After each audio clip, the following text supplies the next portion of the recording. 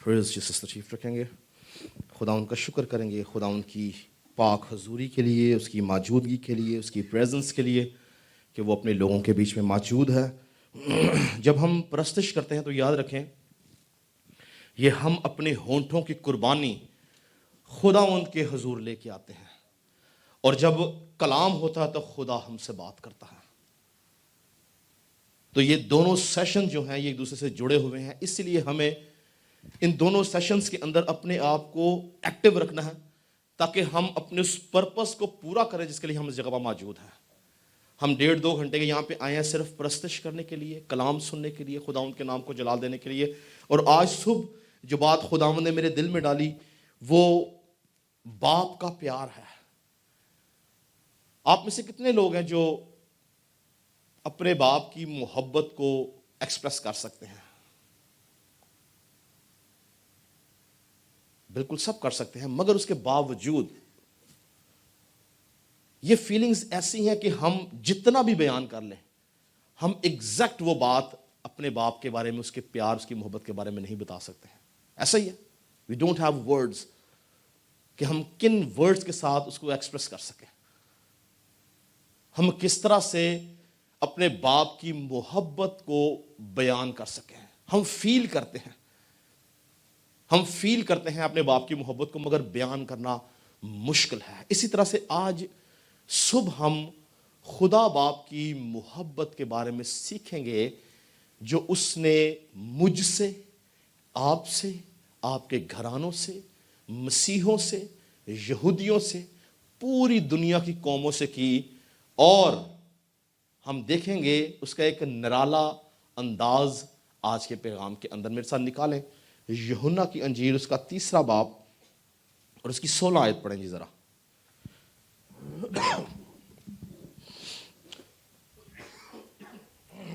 کیونکہ خدا نے دنیا سے ایسی محبت رکھی کہ اس نے اپنا اکلوتا بیٹا بخش دیا تاکہ جو کوئی اس پر ایمان لائے ہلاک نہ ہو بلکہ ہمیشہ کی زندگی پائے.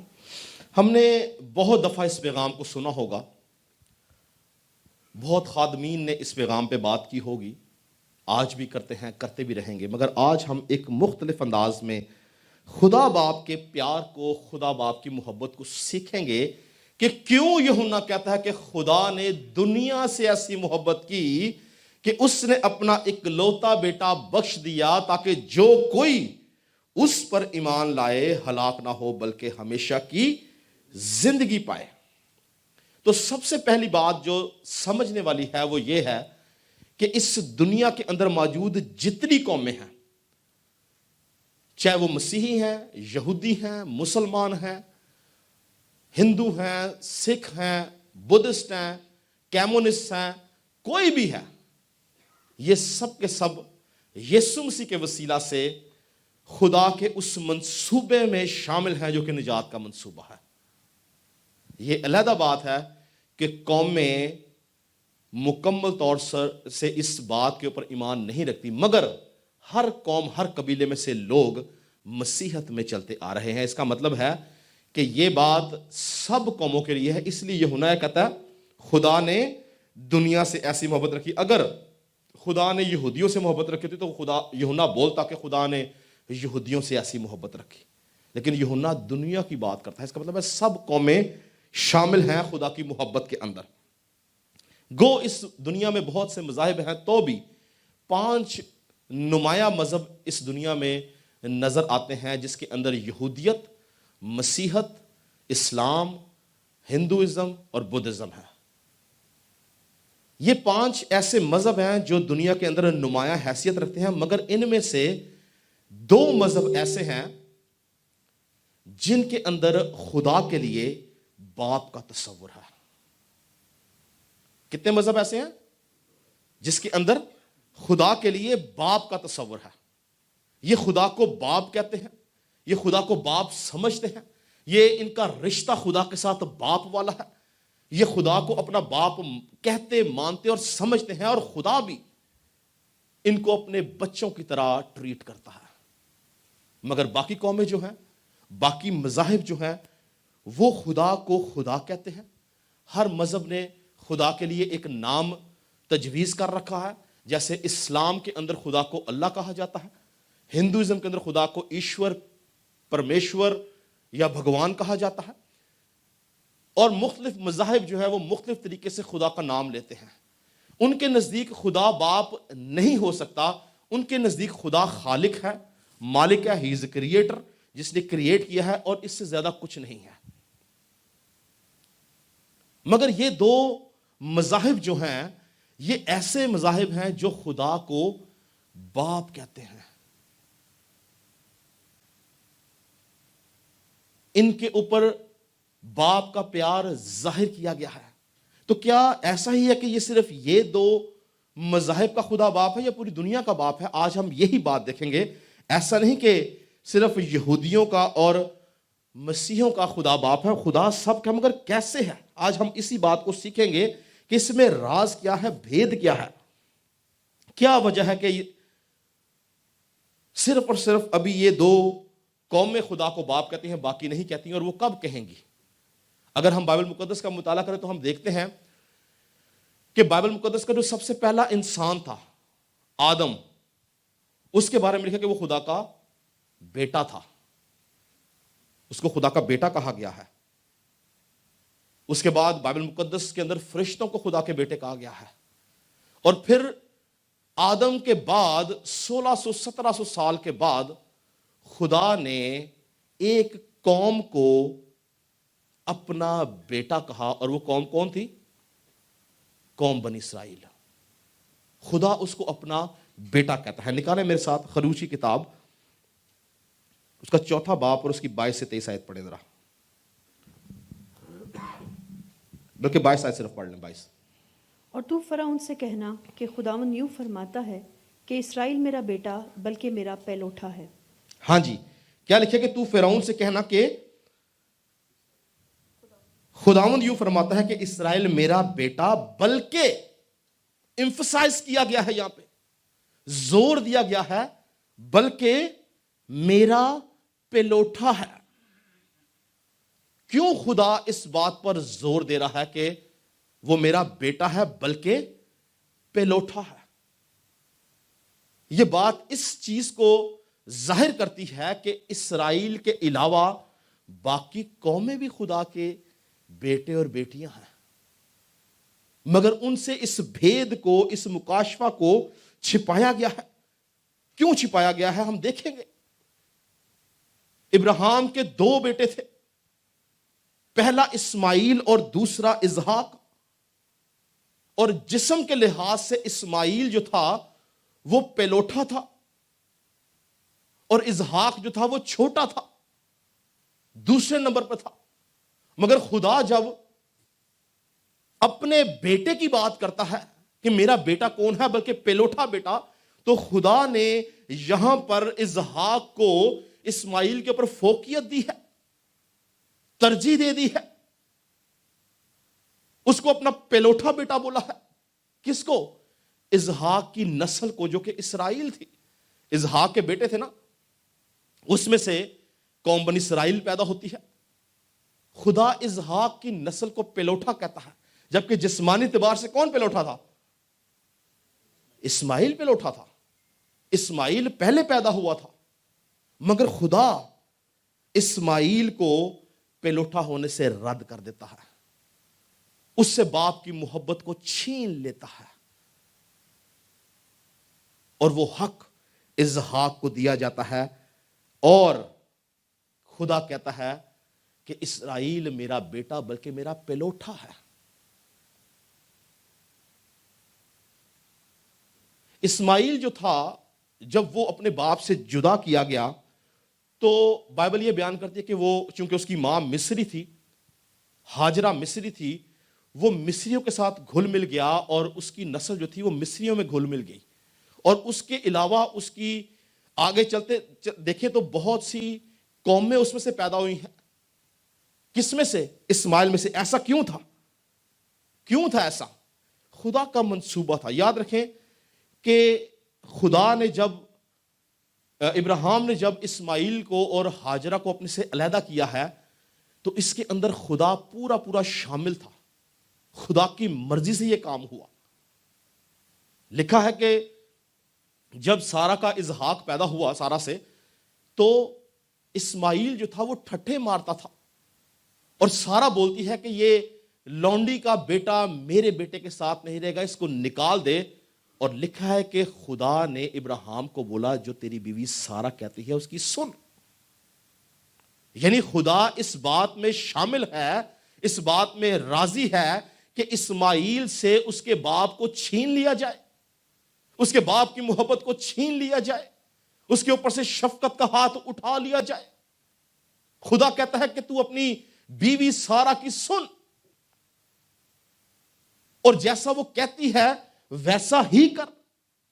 یعنی خدا چاہتا تھا کہ وہ ان سے جدا ہو۔ پڑھیں جی پیدائش 21:9۔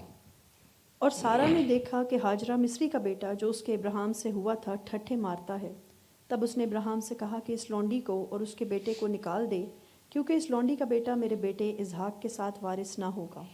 پر ابراہیم کو اس کے بیٹے کے باعث یہ بات نہایت بری معلوم ہوئی، اور خدا نے ابراہیم سے کہا کہ تجھے اس لڑکے اور اپنی لونڈی کے باعث برا نہ لگے، جو کچھ سارا تجھ سے کہتی ہے تو اس کی بات مان، کیونکہ اسحاق سے تیری نسل کا نام چلے گا، اور اس لونڈی کے بیٹے سے بھی میں ایک قوم پیدا کروں گا، اس لیے کہ وہ تیری نسل ہے۔ تب ابراہیم نے صبح سویرے اٹھ کر روٹی اور پانی کی ایک مشک لی اور اسے ہاجرہ کو دیا، بلکہ اسے اس کے کندھے پر دھر دیا، اور لڑکے کو بھی اس کے حوالے کر کے رخصت کر دیا۔ سو وہ چلی گئی اور بیرسبا کے بیابان میں آوارہ پھرنے جی لگی۔ بس تو یہاں پر ہم دیکھتے ہیں کہ خدا جو ہے اس کام میں پورا شامل ہے۔ کس میں؟ کہ اسماعیل کو گھر سے نکال دیا جائے، ہاجرہ کو گھر سے نکال دیا جائے۔ بائبل کی اگر آپ سٹڈی کریں تو آپ دیکھیں گے کہ جب اسماعیل کو نکالا گیا تو اسماعیل کی عمر 14 سے 15 سال تھی، لڑکا تھا بالکل، اور اس کو اور اس کی ماں دونوں کو نکال دیا گیا۔ خدا نے جان بوجھ کر باپ اور بیٹے کے بیچ میں دیوار کھڑی کر دی۔ اسماعیل سے باپ کی شفقت جاتی رہی، ہاجرہ سے اس کا خاوند جاتا رہا۔ بائبل مقدس اس بارے میں کچھ نہیں بتاتی، مگر تاریخ یہ بتاتی ہے کہ اسماعیل کے دل میں اپنے باپ کے لیے بہت زیادہ نفرت پیدا ہو گئی کہ میرے باپ نے میرے ساتھ کیا کیا ہے۔ 2 منٹ کے لیے چھوڑ دیں کہ اسماعیل کون تھا، کس سے پیدا ہوا، کیسا تھا، ہم بات کریں گے باپ اور بیٹے کی محبت اور پیار کی۔ 2 منٹ کے لیے آپ گراؤنڈ ریالٹیز کو سوچیں کہ ایک بچہ 14-15 سال کا ہے اور اس کو اس کا باپ گھر سے باہر نکال دے، اس کی نفرت جائز ہے؟ جائز ہے؟ اس کے دل میں غصہ جائز ہے؟ جائز ہے کہ میرے باپ نے میرے ساتھ کیا کیا ہے؟ کیا وہ بیوی جس کو نکال دیا گیا اس کا غصہ جائز ہے؟ جائز ہے۔ یعنی ایک شخص، ایک بچہ جس کو باپ کی ضرورت ہے پروٹیکشن کے لیے، سلامتی کے لیے، محافظت کے لیے، کھانے پینے کے لیے، شیلٹر کے لیے، اسے ساری چیزیں چھین لی گئی ہیں۔ اور تاریخ یہ بتاتی ہے کہ اسماعیل جو تھا وہ اپنے باپ سے نفرت کرتا تھا، غصہ تھا۔ گو بائبل یہ بھی بتاتی ہے کہ یہ آپس میں ملتے جلتے رہے ہیں۔ ابراہیم کی موت پہ اسماعیل موجود تھا، اور ابراہیم کی موت پہ اسحاق اور اسماعیل دونوں نے مل کے اپنے باپ کو دفنایا، مگر اس کے دل سے اپنے باپ کی محبت ختم ہو چکی تھی۔ اس کے نزدیک باپ کی محبت، باپ کا پیار، باپ کی شفقت بے معنی ہو چکی تھی۔ اس کے نزدیک باپ شفیق نہیں ہے، اس کے نزدیک باپ پیار کرنے والا نہیں ہے، اس کے نزدیک باپ کی محبت کچھ نہیں ہے۔ یہ خدا کے منصوبے کا حصہ تھا، اسی لیے اسماعیل سے جتنی بھی نسل ہے ان کے اندر خدا باپ کا تصور نہیں ہے۔ خدا باپ کا تصور آپ کے اندر کیسے آتا ہے؟ اگر آپ جسمانی طور سے اپنے باپ کی محبت کو دیکھتے ہیں یا روحانی باپ آپ سے محبت کرتا ہے تو پھر آپ کو خدا باپ کی محبت کا پتہ چلتا ہے۔ پر اگر آپ کا جسمانی باپ آپ سے نفرت کرنے والا ہو، آپ کا روحانی باپ آپ سے نفرت کرنے والا، تو آپ خدا جس کو دیکھیں آپ اسے کیسے محبت کریں گے؟ ایسے ہی ہے نا, ہم خدا باپ کی محبت کو کیسے جانتے ہیں؟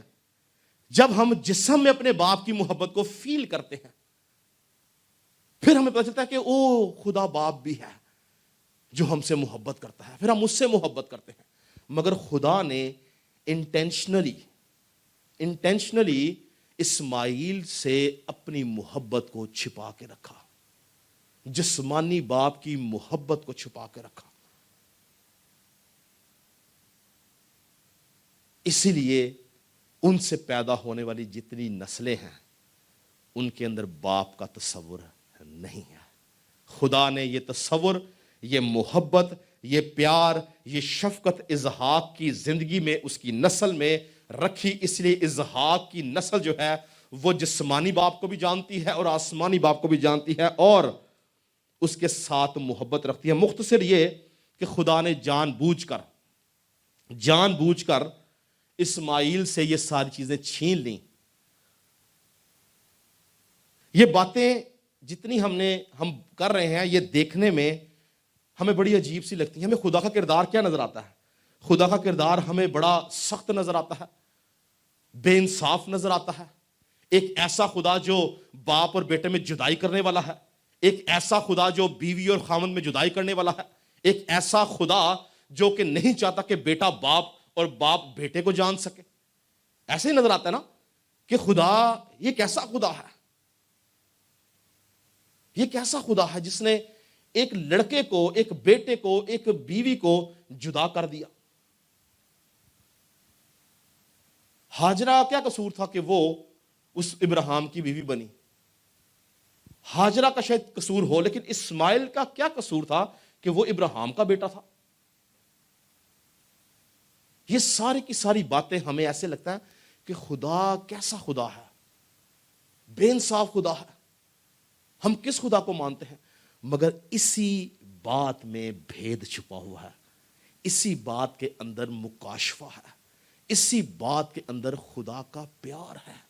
اور جب آپ اس بات کو جانیں گے, ابھی ہم تھوڑی دیر میں دیکھیں گے, تو آپ کے دل شکر گزاری سے بھر جائیں گے کہ ہمارا خداوند کیسا پیار کرنے والا خدا ہے.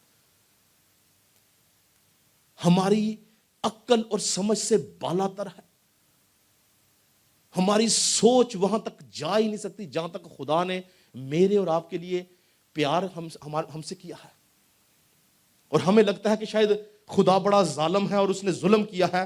مگر ان ساری باتوں کے اندر 3-4 باتیں ہمیں نظر آتی ہیں. پہلی بات, اسماعیل کو علیحدہ کرنے کا مقصد یہ تھا کہ صرف اسحاق کی نسل نہ بچے بلکہ غیر قومیں بھی بچیں, اس لیے خدا نے اس کو علیحدہ کیا. پہلی بات. دوسری بات, غیر قوموں میں انجیل کی منادی کی جائے, اس لیے اسماعیل کو علیحدہ کیا. تیسری بات, خدا کی بادشاہی میں صرف یہودی نہ داخل ہوں بلکہ اسماعیل سے پیدا ہونے والی نسلیں اور قبیلے بھی شامل ہوں. سوچیں کہ اگر اسماعیل علیحدہ نہ کیا جاتا, اسماعیل جدا نہ کیا جاتا, تو وہ کہاں پہ ہوتا؟ وہ اپنے باپ کے گھر میں ہوتا. ابراہیم کون تھا؟ اسرائیلی نہیں تھا. یاد رکھیں, اسرائیل یعقوب کا نام تبدیل کیا گیا تھا. یعقوب یعنی جو اس کا پوتا تھا, وہاں سے قوم اسرائیل شروع ہوئی ہے. اس سے پہلے جو ابراہیم تھا وہ عبرانی تھا. اور اگر اسحاق اور اسماعیل دونوں اپنے باپ کے گھر میں رہتے, اسماعیل کو جدا نہ کیا جاتا, تو اسماعیل کیا کہلاتا؟ عبرانی کہلاتا. یہ دونوں بھائی ایک جگہ پر رہتے, یہ جوان ہوتے, ان دونوں کو باپ کا تصور دیا جاتا اور ان کی نسل میں باپ کا تصور چلتا رہتا. تو غیر قومیں کہاں جاتی؟ غیر قومیں کہاں جاتی؟ خدا نے اسماعیل کو جب علیحدہ کیا ہے تو اسی لیے کیا ہے تاکہ اس کے وسیلہ سے غیر قوموں میں کام کیا جائے. کیونکہ جب اسماعیل علیحدہ ہوا ہے تو وہ اپنی ماں کے خاندان جو کہ مصریوں سے تھا وہاں چلا گیا. آج مصری جو ہیں وہ مسلمان ہیں, پہلے وہ مسلمان نہیں تھے, وہ غیر قوم تھے, بت پرست تھے, بت پرستی کرتے تھے. اگر اسماعیل ان میں نہ جاتا تو ان کے اندر ابراہیم کی نسل شامل نہ ہوتی. خدا یہ چاہتا تھا کہ جب میں اپنے مقررہ وقت پر اپنے بیٹے خدا یسوع مسیح کو بھیجوں تو اس کے کفارہ کے وسیلہ سے ابراہیم کی نسل میں سے جتنے لوگ ہیں، ابراہیم کی نسل میں سے کون تھے؟ 2 تھے، اسماعیل اور اسحاق۔ خدا چاہتا تھا کہ جب میں اپنے بیٹے کو بھیجوں تو ابراہیم کے جو 2 بیٹے ہیں ان کی جتنی نسلیں ہیں وہ سب بادشاہت کے اندر داخل ہوں۔ اسی لیے اسماعیل کو علیحدہ کر دیا گیا، اس سے باپ کی محبت کو چھین لیا گیا، اس کو جدا کر دیا گیا۔ اگر اسماعیل نہ نکالا جاتا تو یاد رکھیں کہ ابراہیم کی جو نسل تھی وہ کبھی بھی غیر قوموں کے اندر پیدا نہ ہوتی۔ اور آپ کو پتا کہ جب خدا نے مسیح پیدا ہوئے تو سب سے پہلے ان کو کس نے سجدہ کیا تھا؟ اشمالیٹس نے، اسماعیلیوں نے۔ جو ذکر ہے نا کہ مجوسی جو تھے، جو بادشاہ تھے، وہ کہاں سے تھے؟ مشرق سے۔ وہ عمان سے چلے تھے یروشلم تک، وہ پیور اشمالائٹس تھے، اور انہوں نے جا کر سجدہ کیا کس کو؟ یسوع مسیح کو۔ یہ بھید ان کے اوپر کھول دیا گیا۔ قوم بنی اسرائیل کے اوپر باپ کا بھید کھولا، غیر قوم جو اسماعیل سے تھے ان پہ بیٹے کا بھید کھولا گیا۔ میری بات سمجھ آئی آپ کو؟ خدا نے کیا ہے؟ خدا ایک قوم کو باپ کا بھید دیتا ہے اور اس سے بیٹے کا بھید چھپا لیتا ہے۔ قوم بنی اسرائیل بیٹے کو نہیں جانتی، وہ تکفیر کرتی ہے۔ اسماعیل کی نسل سے نکلنے والے غیر قوم، یاد رکھیں جب میں اسماعیل کی بات کروں گا تو آپ نے اپنے ذہن میں ہمارے مسلمان بھائیوں کو نہیں سوچنا۔ اسماعیل کی نسل میں بہت سی قومیں ہیں، کیونکہ جب اسماعیل مصریوں میں گیا ہے تو وہ مسلمان نہیں تھے، وہ غیر قوم تھی، بت پرست تھے۔ ممکن ہے ان میں سے بے شمار ہندو پیدا ہوئے ہوں، ممکن ہے اس میں سے بے شمار سکھ پیدا ہوئے ہوں، ممکن ہے اس میں سے بہت سارے بدھسٹ پیدا ہوئے ہوں، کیونکہ یہودی جو ہے وہ یہودیت کے اندر ہی رہتا ہے، وہ کہیں اور نہیں جاتا۔ کبھی آپ نے سنا کسی یہودی نے اپنا مذہب چینج کیا ہو؟ ہاں، یہودی اگر اپنا مذہب چینج کرتا ہے تو ایک چیز میں کرتا ہے، وہ مسیحت ہے۔ مگر اسماعیل جو ہے اس میں سے شاید بہت سی آگے نسلیں نکل چکی ہوں، اس لیے اسماعیل جو ہے وہ غیر قوموں کو ظاہر کرتا ہے۔ میں اور آپ کون ہیں؟ غیر قوم ہیں۔ خدا نے جب اس کو علیحدہ کیا ہے یہ جان کیا کہ وہ غیر قوموں کے اندر گھل مل جائے۔ مجوسیوں نے جب اس کو سجدہ کیا ہے تو وہ اس بات کا نشان تھا کہ غیر قوموں نے یسوع مسیح کو قبول کیا ہے، سجدہ کیا ہے، اور خدا نے اس بھید کو قوم بنی اسرائیل سے چھپا کے رکھا۔ بیٹے کا بھید غیر قوموں پر کھولا۔ کیوں غیر قوموں پہ کھولا؟ تاکہ صرف قوم بنی اسرائیل بادشاہت میں داخل نہ ہو بلکہ غیر قومیں بھی بادشاہت میں داخل ہو۔ میرے ساتھ نکالیں رومیو کا خط، اس کا 11 باب اور اس کی 25 سے 32 آیت تک پڑھیں جی ذرا۔ رومیو 11 25 سے 32۔ اے بھائیو، کہیں ایسا نہ ہو کہ تم اپنے آپ کو عقل مند سمجھ لو، اس لیے میں نہیں چاہتا کہ تم اس بھید سے ناواقف رہو کہ اسرائیل کا ایک حصہ سخت ہو گیا ہے، اور جب تک غیر قومیں پوری داخل نہ ہوں وہ ایسا ہی رہے گا۔ جی بس ایک منٹ روک لیں۔ اب یہاں پہ پالوس کہتا ہے کہ تم اس بھید سے، کس بھید کی بات کر رہا ہے؟ وہ اسی بھید کی بات کر رہا ہے جس کو ہم ڈسکس کر رہے ہیں۔ ہم یہ نہ سوچے کہ صرف قوم بنی اسرائیل کے لیے سب کچھ تھا۔ وہ کہتا ہے کہ قوم بنی اسرائیل کا ایک حصہ سخت کیا گیا ہے تاکہ کون داخل ہو؟ جی غیر قوم میں داخل ہو۔ جی آگے پڑھیں۔ اور اس صورت سے تمام اسرائیل نجات پائے گا، چنانچہ لکھا ہے کہ چھڑانے والا سیون سے نکلے گا اور بے دینی کو یعقوب سے دفع کرے گا، اور ان کے ساتھ میرا یہ عہد ہوگا جبکہ میں ان کے گناہوں کو دور کر دوں گا۔ انجیل کے اعتبار سے تو وہ تمہاری خاطر دشمن ہیں، لیکن برگزیدگی کے اعتبار سے باپ دادا کی خاطر پیارے ہیں، اس لیے کہ خدا کی نعمتیں اور بلاوے بے تبدیل ہیں۔ کیونکہ جس طرح تم پہلے خدا کے نافرمان تھے مگر اب اس کی نافرمانی کے سبب سے تم پر رحم ہوا، اسی طرح اب یہ بھی نافرمان ہوئے تاکہ تم پر رحم ہونے کے باعث اب ان پر بھی رحم ہو۔ ہاں جی، یہ کون نافرمان ہوئے ہیں؟ قوم بنی اسرائیل کی بات ہو رہی ہے۔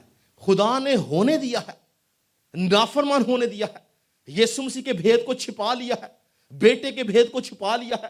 وہ آج بھی باپ کو جانتے ہیں، بیٹے کو نہیں جانتے۔ بیٹے کے کون جانتے ہیں؟ غیر قوم والے، جن کے اوپر بیٹے کو ظاہر کیا گیا ہے. ایک قوم سے باپ کا بھید بانٹا گیا اور بیٹے کا بھید چھپایا گیا جو قوم بنی اسرائیل ہے. دوسری قوم سے پہلے باپ کا بھید چھپایا گیا اور آخری زمانہ میں بیٹے کا بھید بانٹا گیا. آپ نہیں جانتے کہ ہم میں سے کون، ہم کدھر سے آئے ہیں. ہم سب کے سب کہیں نہ کہیں اسماعیل کی نسل میں سے ہوں گے، کیونکہ ہم یہودی نہیں ہیں. ہمارے آباء و اجداد میں کوئی یہودی نہیں ہے. یہودی یہودیت میں ہی رہتا ہے. لیکن ہم نہیں جانتے کہ ہمارے آباء و اجداد شاید مسلمان تھے، ہندو تھے، سکھ تھے، غیر قوم تھے، جو اسماعیل کو ظاہر کرتے ہیں. اور خدا کی محبت کیا ہے، خدا کا پیار کیا ہے. اسماعیل کو اس لیے جدا کیا ہے تاکہ آپ اور میں نجات میں داخل ہو سکے. ہیلیلویا. زور تعالیٰ خدا ان کے پیار کے لیے بجائیں گے. اگر اسماعیل کو علیحدہ نہ کیا جاتا تو یاد رکھیں کہ میں اور آپ اس جگہ پر موجود نہ ہوتے. ہم اپنے گناہوں میں مر جاتے. خدا کے سارے منصوبے قوم بنی اسرائیل کے اندر پورے ہوتے. وہ ان کا باپ ٹھہرتا، ان کے ساتھ رہتا. ہمیں علیحدہ کیا گیا، ہمیں غیر قوم بنایا گیا تاکہ ہم یسوع مسیح کے وسیلہ سے باپ کو جان سکیں. کیا آپ جانتے ہیں کہ آپ کے پچھلی 10 نسلیں کون تھیں؟ نہیں جانتے. ممکنہ مسلمان ہو، ممکنہ ہندو ہو، پارسی ہو، ایتھیسٹ ہو. یہ سب کے سب غیر قومیں جو ہیں، ان کے لیے اسماعیل کو علیحدہ کیا گیا. خدا نے رحم کیا، خدا نے اپنا ترس کیا. میں ایمان رکھتا ہوں کہ اسماعیل جو تھا وہ جسمانی طور سے جب وہ اس زمین پر تھا اس کے دل میں باپ کے لیے نفرت تھی، یعنی اپنے باپ، جسمانی باپ ابراہیم کے لیے.